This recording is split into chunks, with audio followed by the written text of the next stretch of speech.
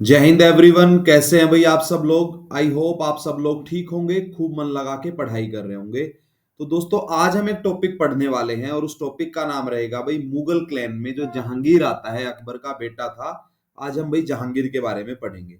अगर हम बात करें जहांगीर के टाइम पीरियड की, वो कब से कब तक रूल करता है, तो वो रूल करता है 1605 से लेके 1627 तक।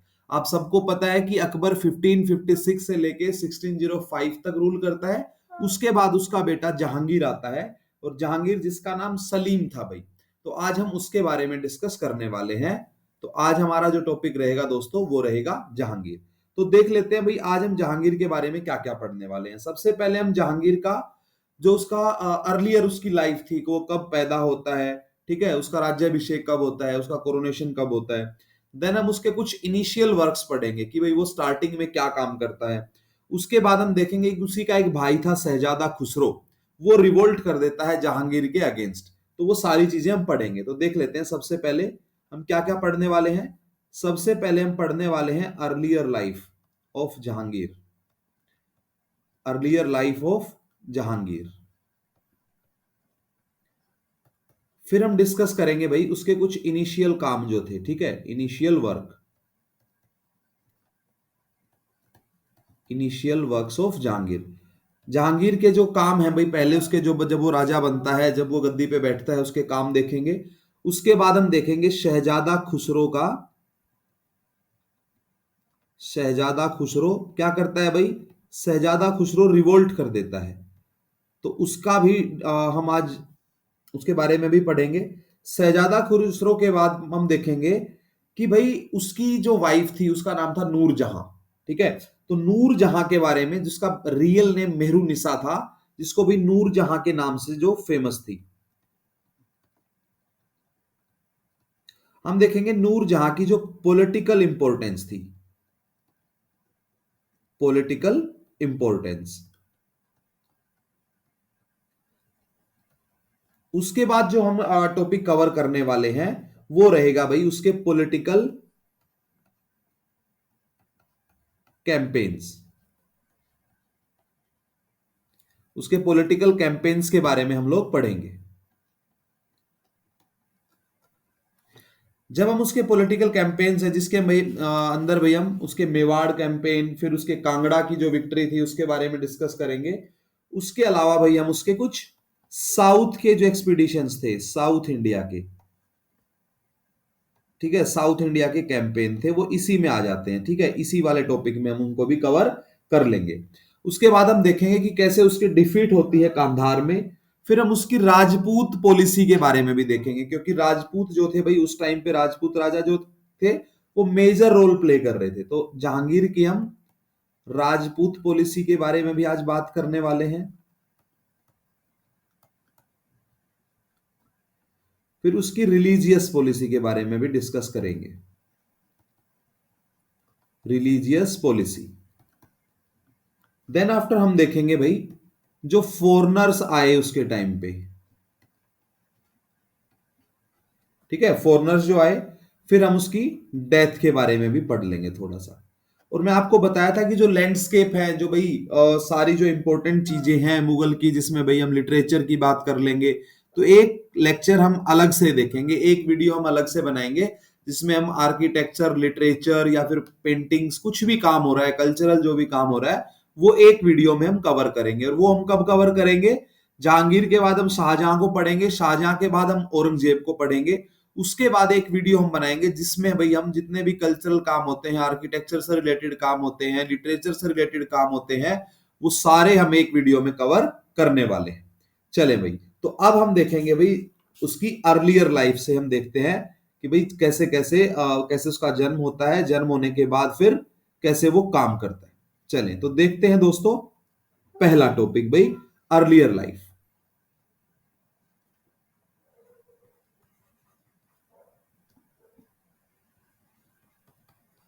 अर्लियर लाइफ किसकी? अर्लियर लाइफ जहांगीर की। तो भाई जहांगीर का जो जन्म हुआ था वो हुआ था अगस्त 1569 में। 1569 में। और कहा जाता है कि ये शेख सलीम चिश्ती की ब्लेसिंग से हुआ था, तो इसीलिए उसका नाम रख दिया गया भाई सलीम। तो देख लेते हैं, फादर नेम जो था भाई अकबर, एंड जो मदर नेम था उसका वो था भाई मरियम उज्जमानी। ये आपको थोड़ा सा ध्यान रख लेना है, मरियम उज्जमानी। किसकी ब्लेसिंग से हुआ था? शेख सलीम चिश्ती। तो शेख सलीम चिश्ती चिश्ती की ब्लेसिंग से हुआ, तो इसलिए इसका नाम रखा गया था भाई। जो बचपन का नाम था, जो रियल नेम था, वो क्या रहा जहांगीर का? रियल नेम था सलीम। ध्यान से देख लेना है भाई। तो भाई जहांगीर का जो रियल नेम था वो क्या था? वो था सलीम। अब हम देखेंगे कि भाई 1605 में हो जाती है अकबर की डेथ। तो 1605 में जब अकबर की डेथ होती है, तो जहांगीर एक टाइटल लेता है, और वो टाइटल था नूरुद्दीन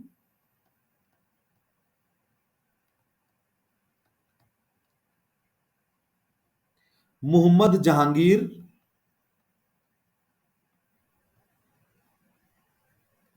मोहम्मद जहांगीर बादशाह गाजी।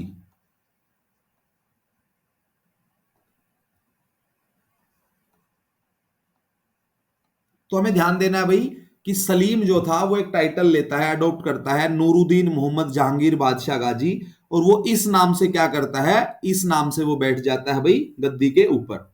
अब ऐसा कहा जाता है कि जब ये गद्दी पे बैठा तो थोड़ा सा विवाद था, और वो कॉन्फ्लिक्ट क्या चल रहा था? इसका एक भाई था जिसका नाम था शहजादा खुसरो। ठीक है। तो भाई कुछ लोग जो थे कोर्ट में, जो जहांगीर के कोर्ट में आए, जो अकबर के कोर्ट के भी मेंबर थे, तो कुछ लोग चाहते थे कि भाई जहांगीर की जगह कौन बने, सलीम की जगह कौन बने? शहजादा खुसरो बन जाए। देखते हैं। तो कुछ लोग चाहते थे क्या? कि शहजादा खुसरो बन जाए भाई राजा। और जो खुसरो के फेवर में थे उसमें थे राजा मानसिंह, क्योंकि राजा मानसिंह को भी 7,000 का मनसब मिला था। एक्सेप्शन था, ये दो ही लोगों को मिला था, मिर्जा अजीज कोका एंड राजा मानसिंह। मिर्जा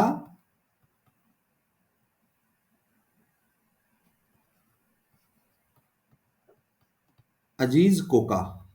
तो ध्यान रखना है आपको। आपको क्या ध्यान रखना है दोस्तों? कि भाई खुसरो के फेवर में राजा मानसिंह थे और मिर्जा अजीज कोका थे, लेकिन अब होता क्या है, इनके फेवर में जो नंबर था वो भाई कम था। इसीलिए जहांगीर के ऊपर जहांगीर के सर के ऊपर ताज रख के अकबर उसको अपना सक्सेसर घोषित कर देता है। अकबर क्या करता है? उसको अपना, जीते जी ही अकबर उसको अपना सक्सेसर घोषित कर देता है। चले, अब हम उसके कुछ इनिशियल वर्क्स देखेंगे कि भाई उसके इनिशियल वर्क्स क्या क्या थे। तो जहांगीर क्या करता है भाई? सबसे पहले प्रोहिबिट कर देता है कुछ टैक्सेस को। ठीक है, सबसे पहले कुछ वो टैक्सेस को क्या कर देता है? प्रोहिबिट कर देता है, और वो थे जैसे जकात। इसके अलावा एक टैक्स था भाई तमगा करके, वो इनको भी निषेध कर देता है, इन टैक्सेस को निषेध कर देता है। वो कुछ रूल्स बनाता है कि भाई अगर कोई डकैती करता है, कोई चोरी करता है, उससे रिलेटेड भी वो क्या करता है भाई? कुछ रूल्स बनाता है। एक वो क्या करता है कि अगर कोई इंसान मर जाता है, ठीक है, किसी इंसान की डेथ हो जाती है और उसका कोई सक्सेसर नहीं है, ठीक है, आपको ध्यान से समझ लेनी है बात ये। अगर किसी की डेथ हो जाती है और उसका सक्सेसर नहीं है, तो उसकी जो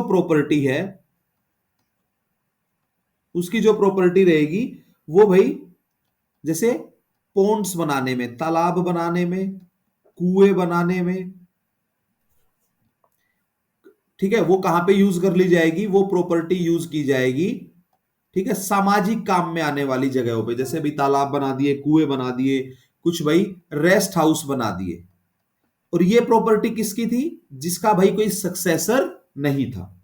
चले नेक्स्ट देखें भाई। उसने जैसे लिकर को बैन कर दिया और खुद पीता था, ठीक है, लिकर को क्या कर दिया भाई? उसने बैन कर दिया कि भाई कोई भी क्या करेगा, लिकर अब बेच नहीं सकता है। और देख लेते हैं भाई छोटी छोटी बातें। उसने जैसे क्या किया भाई? एस्टैब्लिशमेंट करवाई हॉस्पिटल्स की। हॉस्पिटल्स के एस्टेब्लिशमेंट करवाई और उनमें वैद्य जो होते हैं, जो डॉक्टर्स होते हैं, उनकी उनको अपॉइंट भी किया। ठीक है, ये क्या है, ये हम कुछ अच्छी बातें पढ़ रहे हैं भाई। दूसरा उसने क्या किया, रोड साइड कुएं बनवाए एक तो भाई। ठीक है, सराय बनवाई। सराय क्या होता है कि अगर कोई भाई ट्रेवल कर रहा है तो वो वहां पे क्या कर सकता है, रेस्ट कर सकता है। इसके अलावा उसने रोड साइड भाई मॉस्क भी बनवाई, कुछ मस्जिदें भी बनवाई। और देख लेते हैं कुछ छोटी छोटी चीजें। उसने एक भाई चेन ऑफ जस्टिस भी लगाई, ये बड़ा इंपॉर्टेंट है, इससे क्वेश्चन भी पूछा जाता है। चेन ऑफ जस्टिस, इसका क्या मीनिंग था भाई, आगरा के किले में एक वो चेन लगवा देता है, एक घंटी लगवा देता है। अगर कोई फरियादी आता है, अगर किसी को जस्टिस चाहिए, तो वो क्या कर सकता था भाई, वो भाई चेन ऑफ जस्टिस से उस चेन को हिला सकता था, जिससे घंटी की आवाज आती थी और राजा को लग जाता था, जहांगीर को लग जाता था कि भाई कोई फरियादी आया है जिसको न्याय की जरूरत है। अब देखेंगे भाई रिवोल्ट ऑफ खुसरो के बारे में भी पढ़ लेते हैं। रिवोल्ट ऑफ शहजादा खुसरो, ये भी थोड़ा सा इंपॉर्टेंट रहेगा भाई। अब जो खुसरो था, उसको सपोर्ट कौन कर रहे थे, उसके बारे में हम बात कर चुके हैं ऑलरेडी। उसको सपोर्ट कर रहा था भाई मिर्जा अजीज कोका और राजा मानसिंह। लेकिन क्या होता है कि उस खुसरो के पक्ष में क्या होता है कि नंबर ऑफ जो सपोर्टर्स थे वो कम रहते हैं भाई। अब जब जहांगीर का राज्याभिषेक हो रहा था, तो भाई खुसरो के विद्रोह को दबाते हुए उसको जेल में डाल दिया गया, और वो डाल दिया गया भाई फोर्ट ऑफ आगरा में। उसको बंदी बना लिया गया, ठीक है, उसको प्रिजन में डाल दिया गया फोर्ट ऑफ आगरा में। लेकिन वो वहां से, फोर्ट ऑफ आगरा से, ये जो खुसरो था वो भागने में कामयाब हो जाता है, वो एस्केप करने में कामयाब हो जाता है। अब क्या होता है कि ये फिर से रिवोल्ट करता है भाई, फिर से क्या करता है, रिवोल्ट करता है।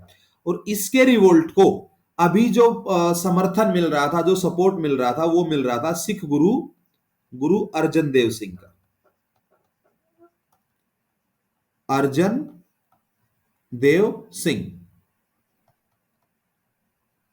ये चीज ध्यान रखनी है, ठीक है। फिफ्थ गुरु थे भाई, जिन्होंने गुरुमुखी की भी क्या की थी, इन्वेंशन की थी, डिस्कवर किया था जिन्होंने। फिफ्थ गुरु थे। सिखों के तो 10 गुरु हुए हैं, पहले गुरु गुरु नानक जी देव थे, तो पांचवें गुरु की अगर बात करें तो वो गुरु अर्जुन देव सिंह थे। अब देखो भाई सिंपल सी बात है, खुसरो रिवोल्ट कर रहा है जहांगीर के अगेंस्ट, और उसको सपोर्ट कौन कर रहे हैं, उसको सपोर्ट कर रहे हैं गुरु अर्जुन देव सिंह जी। तो अब अर्जुन देव सिंह जी जो कि सपोर्ट कर रहे थे शहजादा खुसरो को, तो इसीलिए जहांगीर क्या करता है भाई, उनको मौत के घाट उतार देता है, उनका मर्डर करवा देता है। और इसी वजह से मुगल्स और सिखों के बीच में क्या होता है भाई, तलखी पैदा हो जाती है, बीच में कड़वाहट शुरू हो जाती है। अब देखो भाई खुर्रम, इसका ही एक बेटा था खुर्रम, जो कि बाद में शाहजहां बनेगा। देखो समझो भाई, खुर्रम का एक साउथ कैंपेन था, साउथ इंडिया का कैंपेन था भाई, समझनी है चीजें थोड़ा सा ध्यान से। तो जब खुर्रम का दक्षिण अभियान था, तो उस टाइम पे खुसरो का क्या कर दिया गया, मर्डर कर दिया गया। खुसरो का क्या कर दिया गया दोस्तों, मर्डर कर दिया गया भाई खुसरो का। और उसकी जो डेड बॉडी थी भाई, उसको इलाहाबाद में दफना दिया गया। ठीक है, तो ये भाई किस्सा खत्म हुआ यहां पे खुसरो का। चले, अब हम बात करेंगे भाई नूरजहां के बारे में। ठीक है, नूरजहां जो थी वो बहुत इंटरफेयर था भाई नूरजहां का उसके रूल में। चले नूरजहां के बारे में बात कर लेते हैं। नूरजहां का जो रियल नेम था वो था मेहरुनिसा।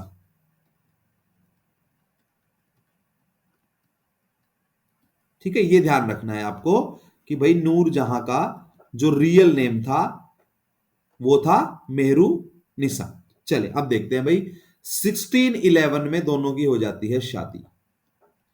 ठीक है, मैरिज हो जाती है, किस किस की दोस्तों, जहांगीर और नूरजहां की। अब इसको शादी के बाद सबसे पहले जो टाइटल दिया गया था वो दिया गया था नूर महल का।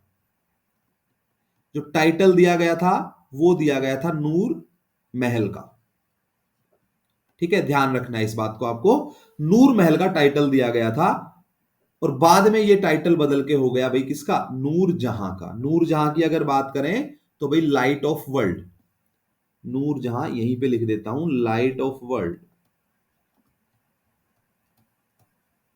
ठीक है, लाइट ऑफ वर्ल्ड का क्या मतलब रहता है, लाइट ऑफ वर्ल्ड का मतलब रहेगा संसार की रोशनी। अब अगर हम बात करें बचपन की, हम इसकी बात कर ही चुके हैं कि इसका जो नाम था वो मेहरुनिसा था। मेहरुनिसा के जो फादर थे भाई, उसका नाम था भाई दोस्तों गयास बेग।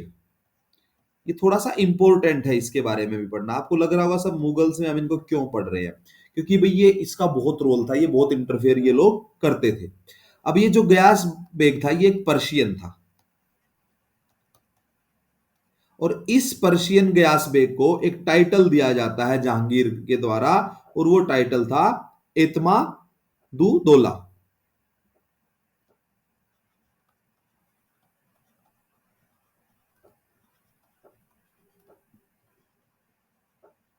एतमातु दौला का भाई आपने ये नाम सुना भी होगा हिस्ट्री। चलें अब देख लेते हैं भाई, अब जो शासन चल रहा था जहांगीर का, तो उसमें भाई नूर जहां के ग्रुप का, नूर जहां का जो ग्रुप था ना वो बहुत ज्यादा इंटरफेयर कर रहा था। देख लेते हैं उसके ग्रुप में कौन कौन था भाई।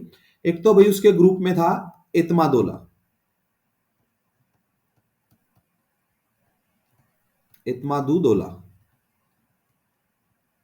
ये तो भाई नूरजहां का फादर था, प्लस इसकी मदर थी जिसका नाम था असमत बेगम, असमत बेगम। असमत बेगम के साथ साथ इसका एक भाई था आसफ खां,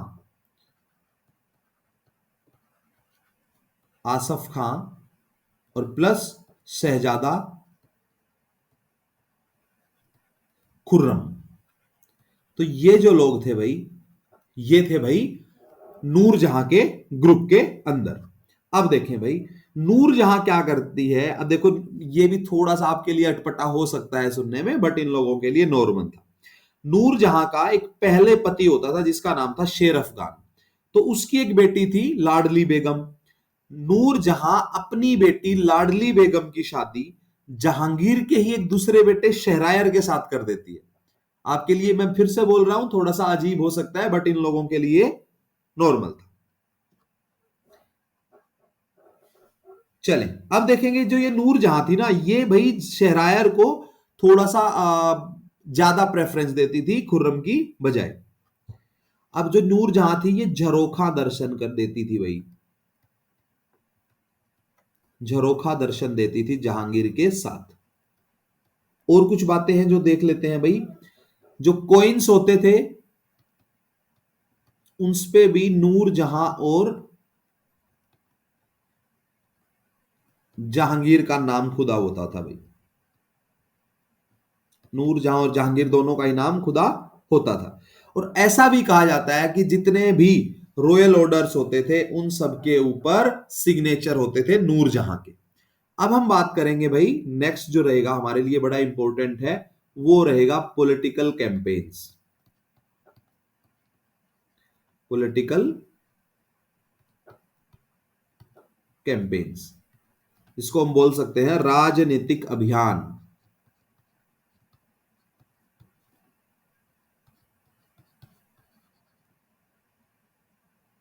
राजनीतिक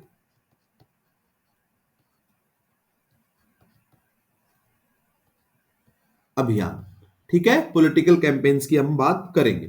तो सबसे पहले वाला जो हम करेंगे वो करेंगे मेवाड़ कैंपेन के बारे में बात, ठीक है। और आपको पता होगा भी मेवाड़ ने क्या करवा दिया था, अकबर के भी पसीने छुड़वा दिए थे। तो मेवाड़ जो कैंपेन था वो था 1605 से लेके 1615 तक। तो भाई मेवाड़ ने क्या किया था भाई, अकबर को भी नाको चने चबवा दिए थे, जिसमें हम महाराणा प्रताप के बारे में पढ़ते हैं, the famous battle of Haldi Ghati 1576 1576। अब क्या हुआ कि 1605 से लेके और 1615 तक 10 साल तक मेवाड़ के अगेंस्ट क्या होता है भाई, कंटिन्यू भाई सोल्जर जो एक्सपीडिशन थे वो चलते रहते हैं। 1615 में क्या होता है देख लेते हैं। तो 1615 में जो मेवाड़ के राजा थे उनका नाम था राणा अमर सिंह। तो राणा अमर सिंह कर देते हैं सरेंडर। राणा अमर सिंह क्या कर देते हैं भाई, आत्मसमर्पण कर देते हैं।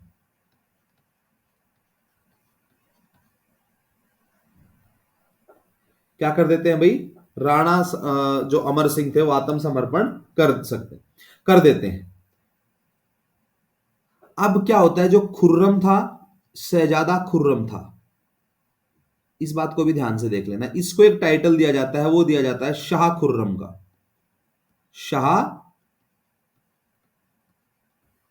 खुर्रम का टाइटल दिया जाता है किसको, शहजादा खुर्रम को।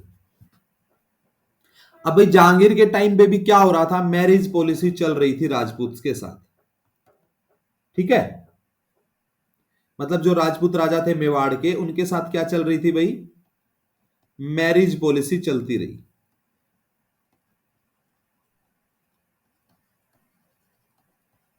और वो मैरिज पॉलिसी किसकी, सेम एज अकबर।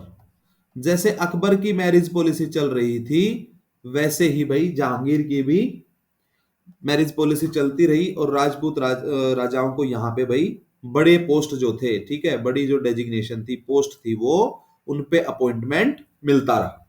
अब नेक्स्ट देखेंगे, बहुत ही इंपॉर्टेंट है, हिस्ट्री में बहुत ही इंपॉर्टेंट है, दैट वाज कांगड़ा विक्ट्री। भाई ऐसा कहा जाता है, माना जाता है कि भाई कांगड़ा को तो भाई अकबर भी नहीं जीत पाया था, and that was happen in 1620। जो कांगड़ा विक्ट्री थी वो 1620 में मिलती। और इसमें मैं आपको बता ही चुका हूं कि भाई अकबर भी इसमें कामयाब नहीं हो पाता है। चले, होता क्या है, शहजादा खुर्रम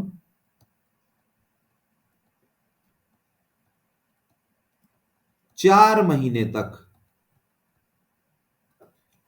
ठीक है, 4 महीने तक भाई डेरा डाल के रहता है, कहां पे, कांगड़ा फोर्ट के चारों तरफ वो किले की घेराबंदी करके रखता है। तो 4 महीने के बाद जो कांगड़ा की आर्मी थी वो क्या कर देती है भाई, सरेंडर कर देती है। क्या कर देती है वो, सरेंडर कर देती है। और जो कांगड़ा अभियान है, इसको भाई जहांगीर के जितने भी पॉलिटिकल कैंपेन्स थे उन सब में टफेस्ट माना जाता है। और देखो भाई, अब जश्न मनाने का तरीका देखो। अब जहांगीर, जिसको भाई बहुत इतिहास में बताया जाता है न्याय प्रिय राजा था, टॉलरेंस वाली बात थी उसके अंदर, अब ये क्या करता है कि यहाँ पे जश्न मनाता है गाय को काट कर। अब हम उसके साउथ के कैंपेन देख लेते हैं भाई, साउथ इंडिया में वो क्या क्या कार्रवाइयां करता है। साउथ इंडिया की भी बात हम कर लेते हैं। अब भाई डेक्कन में क्या करता है वो, साउथ में क्या करता है, डेक्कन की बात करें तो वो अपने फादर अकबर के द्वारा जो उसके काम स्टार्ट किए थे ना, वहां को उनको भाई पूरा करने की कोशिश करता है। अकबर के समय में क्या होता है, आपने देखा ही होगा, पढ़ा ही होगा, लास्ट वीडियो आप देख लेना अगर किसी बच्चे ने नहीं देखी है। खानदेश और अहमदनगर जो स्टेट था, उसके कुछ पार्ट्स पे मतलब अकबर क्या कर लेता है, उनको जीत लेता है। लेकिन अहमदनगर का जो स्टेट था ना, वो फुली खत्म नहीं हुआ था अभी भी, ठीक है, वो पूर्ण रूप से खत्म नहीं हुआ था। अहमदनगर का जो वजीर था, अहमदनगर का जो वजीर था भाई, उसका नाम देख लेते हैं, उसका नाम था मलिक अंबर।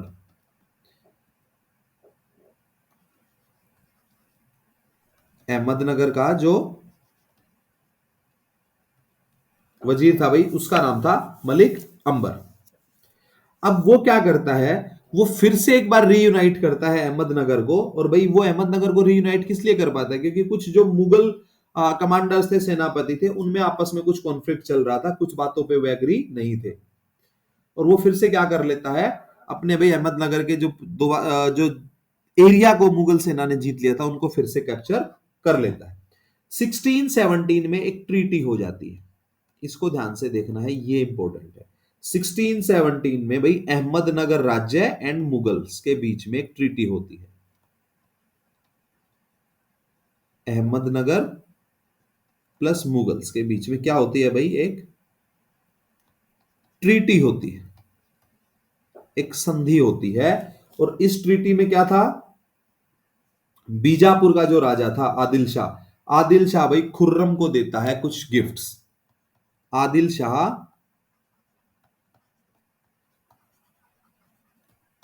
खुर्रम को देता है गिफ्ट्स, और प्रीशियस गिफ्ट्स देता है भाई, ऐसे ही नहीं देता है, मतलब बहुत मूल्यवान जो गिफ्ट्स थे वो देता है, उपहार देता है। बदले में क्या होता है भाई, जहांगीर उसे फरजंद मतलब अपने बेटे की उपाधि दे देता है, और भाई खुर्रम के वापस आने पर उसे शाहजहां की उपाधि दी जाती है, शाहजहां। अब देखो इंपॉर्टेंट क्या होता है भाई, यहां पे आपको ये बात समझ लेनी है, ठीक है। यहां पे जो शाहजहां की जो टाइटल है वो इंपॉर्टेंट कैसे हो जाती है, आपको उसको समझ लेना है। देखो क्या होता है, अहमदनगर की एक ट्रीटी होती है 1617 में। आदिल शाह क्या करता है, कुछ गिफ्ट्स देता है भाई, प्रीशियस गिफ्ट देता है शहजादा खुर्रम को।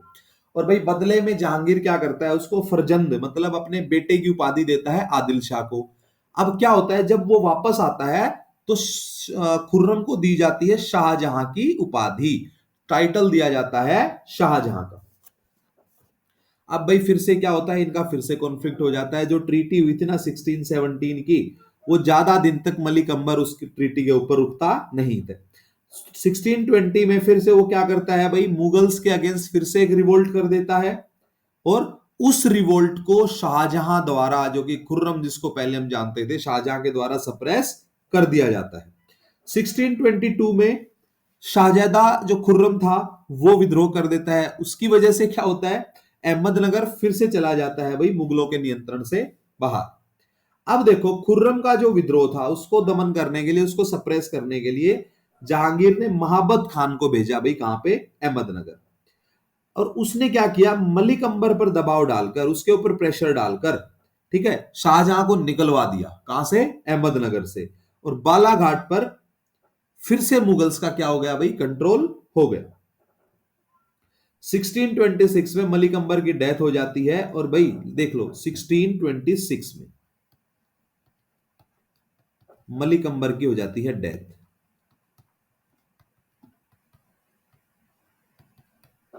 और इसने क्या किया था भाई, इसने, आपको ध्यान रखने की बात यह है, इस मलिक अंबर ने टोडरमल की लैंड रिवेन्यू पॉलिसी जो थी इसको इंप्लीमेंट किया था साउथ में। जो इंपॉर्टेंट चीज आपके लिए यहां पे हो सकती है वो क्या हो सकती है भाई, इसने क्या किया था, इसने टोडरमल की जो लैंड रिवेन्यू पॉलिसी थी इसको साउथ इंडिया में इंप्लीमेंट किया था। अब हम देखते हैं भाई उसकी डिफीट ऑफ कांधार, जहांगीर की डिफीट ऑफ कांधार, ये बड़ा इंपॉर्टेंट है। अब आपको पता ही होगा भाई, जो कांधार है ना वो एक तो क्या था, इंडिया का गेट था, इंडिया में एंट्री करने का गेट था। दूसरा, ये बहुत ही इंपॉर्टेंट था भाई, स्ट्रेटेजिक रूप से बहुत ही इंपॉर्टेंट था। 1622 में पर्शिया का एक राजा था जिसका नाम था शाह अब्बास। काफी डीप पढ़ा रहा हूं भाई मैं आपको, ठीक है, तो इन चीजों को ध्यान से देख लेना। शाह अब्बास क्या करता है भाई, कांधार को मुगलों से छीन लेता है, इनको डिफीट कर देता है। और कांधार किनके कब्जे में चला जाता है, कांधार चला जाता है पर्शियंस के कब्जे में। कांधार कहां चला जाता है, पर्शियंस के कब्जे में। अब हम देखेंगे भाई जहांगीर की राजपूत पॉलिसी, ये भी इंपॉर्टेंट है, बहुत ही इंपॉर्टेंट है। क्या देखेंगे, उसकी राजपूत पॉलिसी के बारे में पढ़ लेते हैं। तो भाई सेम वो किसके अकबर वाली जो पॉलिसी थी ना, लगभग पॉलिसी वही रहती है। तो हम क्या मान सकते हैं, अकबर के जो टाइम पे जो राजपूतों को लेके पॉलिसी चल रही थी वो सेम पॉलिसी चलती रहती है जहांगीर के टाइम पे। मैरिज रिलेशन जो थे, मैरिजेस थी वो भी कंटिन्यू चलती रहती है। राजपूतों को क्या रहा भाई, उनके अपने क्षेत्र से बाहर भी, ठीक है, उनको गवर्नर की जो अपॉइंटमेंट थी वो मिलती रहती है। ध्यान से देखना। अब हम बात करेंगे जहांगीर की जो रिलीजियस पॉलिसी थी उसके बारे में हम डिस्कशन कर लेते हैं भाई। देखते हैं चलो, religious policy of Jahangir. Religious policy जो धार्मिक नीति थी जहांगीर की, उसके बारे में हम डिस्कशन कर लेते हैं। तो धार्मिक नीति के संदर्भ में अगर बात की जाए, धार्मिक नीति के रेफरेंस में अगर बात की जाए, तो इसने वही रिलीजियस पॉलिसी को फॉलो किया जिसको भाई अकबर ने फॉलो किया था। तो ये क्या करता है, उसी रिलीजियस पॉलिसी को फॉलो करता है जिसको अकबर ने फॉलो किया था। अब ये क्या करता है, एक तो ये दीन ए इलाही को हटा देता है भाई, कुछ दिन के बाद उसको क्या कर देता है, ये बात समझने की है। दीन ए इलाही,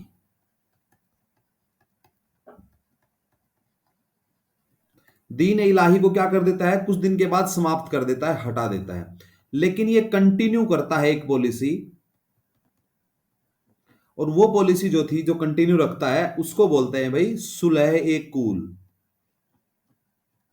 सुलह ए कुल। तो इस पॉलिसी को क्या करता है अभी जहांगीर कंटिन्यू करता है। और भाई 7 वर्ष जब इसको हुए थे, 7 साल इसको जब हुए थे सत्ता में बैठे हुए, जब गद्दी पे बैठे हुए, तो 1612 में माना जाता है कि इसने एक फेस्टिवल मनाया था, और वो था भाई रक्षाबंधन का।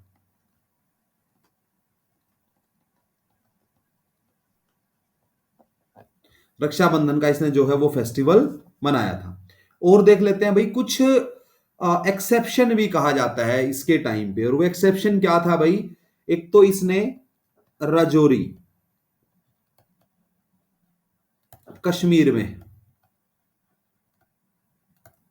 ठीक है, तो ये राजौरी में क्या करता है, कश्मीर में ये क्या करता है, वहां के पंडितों को, वहां के ब्राह्मणों को दंडित करता है भाई, उनको पनिशमेंट देता है।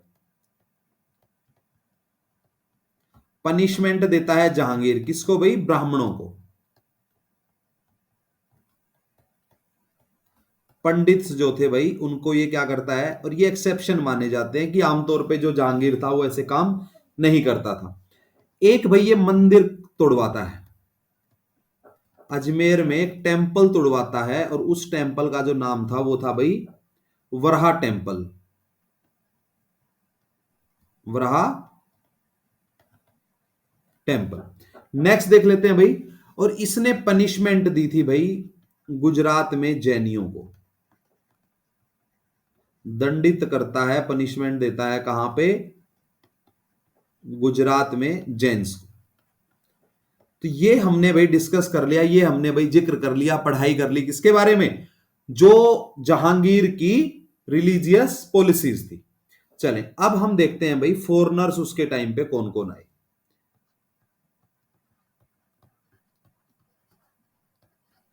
फॉरेनर्स को देख लेते हैं, इसके टाइम पे कौन कौन फॉरेनर्स जो थे वो इसके कोर्ट में आए। तो भारत में ट्रेड की परमिशन लेने के लिए ध्यान देना है भाई, ट्रेड की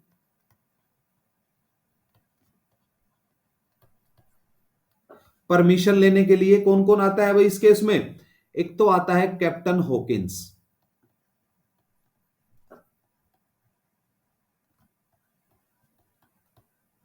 कैप्टन हॉकिंस आता है, और इसके साथ जो आता है भाई सर टॉमस रो एंड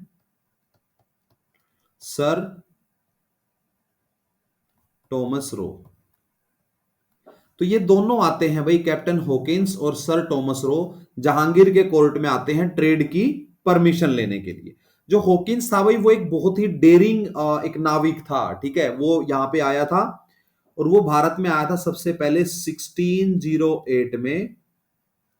कहां पे, सूरत में। तो इसीलिए आपको एक चीज भी ध्यान रखनी है कि जो ब्रिटिशर्स की पहली फैक्ट्री जो एस्टैब्लिश हुई थी वो कहां पे हुई थी, सूरत में हुई थी। इंग्लैंड का जो राजा था उस टाइम पे उसका नाम था जेम्स, जेम्स फर्स्ट। ये भी चीज ध्यान रख लो। तो ये हॉकिंस क्या करके लेके आया था, जेम्स फर्स्ट के नाम से एक लेटर लेके आया था, और वो लेटर किसके नाम का था, वो लेटर था अकबर के नाम का। लेकिन जब तक ये आता है तो अकबर की क्या हो चुकी थी, डेथ हो चुकी थी। अब ये जो हॉकिंस है, ये बड़ा इंपॉर्टेंट है यहां पे। ये क्या करता है, 1609 में जहांगीर से मिलता है, 1609 में जहांगीर से मिलता है और उससे भाई पर्शियन में बात करता है। मिलता किससे है, जहांगीर से। लैंग्वेज कौन सी यूज करता है, वो करता है भाई फारसी, पर्शियन। तो इसीलिए ठीक है, जहांगीर इसको एक टाइटल देता है हॉकिंस को, और वो टाइटल था दोस्तों इंग्लिश खान का। इंग्लिश खान का टाइटल देता है इसको जहांगीर। तो आपको ध्यान रखना है, ये क्वेश्चन बड़ा इंपॉर्टेंट हो जाता है और कई बार वनडे एग्जाम्स में पूछ लिया जाता है कि भाई इंग्लिश खान के नाम से किसको जाना जाता है। चलें, अब हम बात करेंगे भाई जहांगीर की डेथ की। देख लेते हैं भाई, जहांगीर की डेथ की बात कर लेते हैं, उसके बाद थोड़ा सा इवोल्यूशन कर लेते हैं भाई, उसका मूल्यांकन भी हम कर लेते हैं। अब हम बात करेंगे डेथ की भाई, और किसकी डेथ की, जहांगीर की डेथ की। तो भाई नवंबर 1627 में, नवंबर 1627 में जहांगीर की डेथ हो जाती है, और वो होती है भीमवार करके एक प्लेस था भाई, भीमवार। तो भीमवार नामक एक जगह पे उसकी डेथ हो जाती है। और जहांगीर को जो दफनाया जाता है भाई, जो उसको मिट्टी दी जाती है, वो दी जाती है शाहदरा, शाहदरा। और ये लाहौर के पास है, नियर बाय लाहौर। ठीक है, ये जो शाहदरा है ये लाहौर के पास है। चले, अब हम जहांगीर के बारे में थोड़ा सा और पढ़ लेते हैं कि भाई जहांगीर जो था उसका इवोल्यूशन कर लेते हैं, उसका मूल्यांकन कर लेते हैं। जहांगीर को कुछ लैंग्वेजेस आती थी।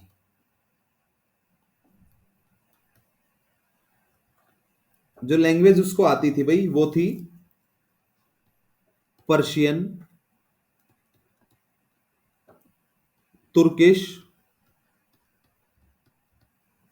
And Arabian. अब जहांगीर को जब ये लैंग्वेज आती थी तो इनके साथ साथ क्या करता था, वो भाई पोएम्स भी लिखता था। ठीक है, वो क्या करता था भाई, पोएम्स भी लिखता था, क्योंकि उनको इन लैंग्वेजेस का नॉलेज था। दूसरा देखते हैं भाई, इस ये एक भाई जस्टिस लवर किंग माना जाता है। ठीक है, जस्टिस लवर, न्याय प्रेमी, न्याय प्रिय जो है वो इसको माना जाता है। तो ये क्या करता है, एक चेन ऑफ जस्टिस भी लगाता है। मैं आपको ऑलरेडी बता चुका हूं, फिर भी एक बार इसको थोड़ा सा ध्यान रख लेना है। ये क्या करता है भाई, एक चेन ऑफ जस्टिस भी लगाता है। दूसरा भाई, उसकी एक लत थी, और वो थी भाई ओवर बूजिंग की। बूज करता था भाई, बहुत दारू पीता था, और उसी की वजह से उसकी क्या हो जाती है, उसी लत की वजह से उसकी डेथ हो जाती है। अगर रिलीजियस मामलों में बात करें, हम इसका मूल्यांकन करते हुए देखें तो वो कैसा था, लिबरल हार्टेड था, लिबरल हार्टेड। कौन था भाई, जहांगीर जो था वो क्या था, लिबरल हार्टेड था। उसने 1612 में पहली बार, हम पढ़ भी चुके हैं फिर भी एक बार देख लो, फर्स्ट टाइम क्या किया था, रक्षाबंधन का त्योहार मनाया था।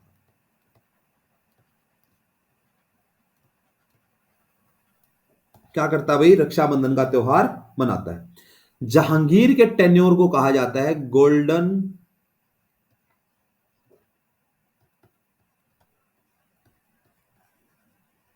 पीरियड ऑफ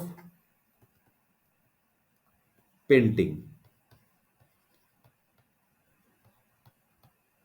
स्वर्ण काल कहा जाता है भाई, गोल्डन पीरियड कहा जाता है इसके टाइम को, जहांगीर के टाइम को, उसके टेन्योर को कहा जाता है गोल्डन पीरियड ऑफ पेंटिंग। चले, दो बड़े फेमस पेंटर थे भाई, फेमस पेंटर्स, वो भी देख लेते हैं कौन कौन थे फेमस पेंटर्स। पहला जो पेंटर था भाई, उसका नाम था उस्ताद मंसूर।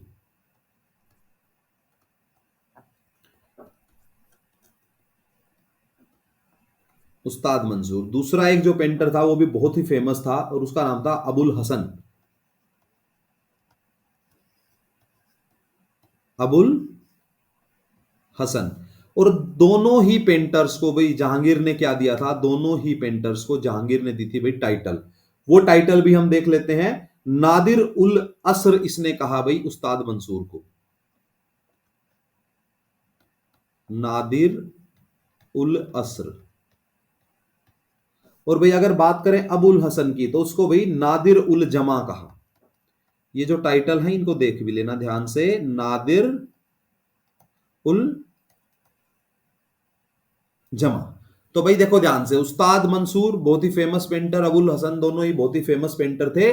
और इनको टाइटल जो दिए गए थे वो दिए गए थे नादिर उल असर और नादिर उल जमा। चलिए नेक्स्ट देख लेते हैं भाई। जस्टिस चेन वाला तो हमने देख ही लिया, उसके बारे में डिस्कस कर ही लिया भाई। अब दूसरा क्या है भाई, इसको हम भाई एक लिबरल राजा ही मान लेंगे, ठीक है। कुछ एक्सेप्शन है तो इसको हम बहुत ज्यादा तो नहीं कहेंगे, बट फिर भी क्या मान लेते हैं, इसको एक लिबरल किंग ही मान लेते हैं।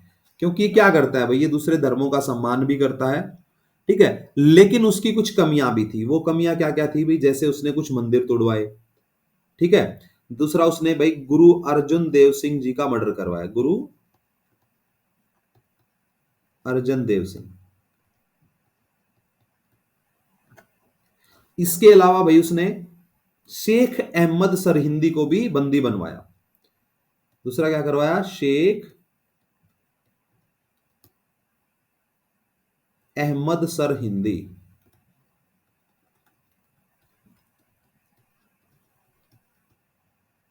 इसको भी क्या करवाया इसने भाई, जेल में डलवा दिया, बंदी बनवा दिया, ठीक है। तो भाई दोस्तों इसके अलावा इसने भाई दीन इलाही में भी जो था दीक्षा लेना बंद करवा दिया था। तो ये था भाई हमारा आज का टॉपिक जहांगीर। आई होप आप सबको ये लेक्चर पसंद आएगा। आप भाई अपने दोस्तों के साथ शेयर करें, खूब मन लगा के पढ़ें, रिवीजन करते रहें। और भाई जीके आइलैंड आप भाई इंस्टाग्राम और टेलीग्राम टेलीग्राम चैनल को ज्वाइन कर लो, जहां पे आपको मिलेंगे भाई daily current affairs, daily current affairs, weekly current affairs, और इसके अलावा मंथली कंपाइलेशन भी आपको मिलता है। और वो भाई पीडीएफ आपको मिलेंगी in the form of PDF, और ये आपको फ्री ऑफ कॉस्ट मिलती है, फ्री ऑफ कॉस्ट, ठीक है। आपको इनका कोई कॉस्ट नहीं देना होता। तो आप लोग अपने फ्रेंड्स को भी इसमें ऐड कर सकते हो भाई। आप कोई भी आपका वेल विशर है, कोई भी दोस्त है, भाई बहन है, उसके साथ भी आप टेलीग्राम आईडी और इंस्टाग्राम पे भी आपको भी डेली करंट अफेयर्स मिल जाते हैं। चलें भाई दोस्तों, मिलते हैं नेक्स्ट लेक्चर में। तब तक अपना ध्यान रखिए, खूब मन लगा के पढ़ाई कीजिए। जय हिंद।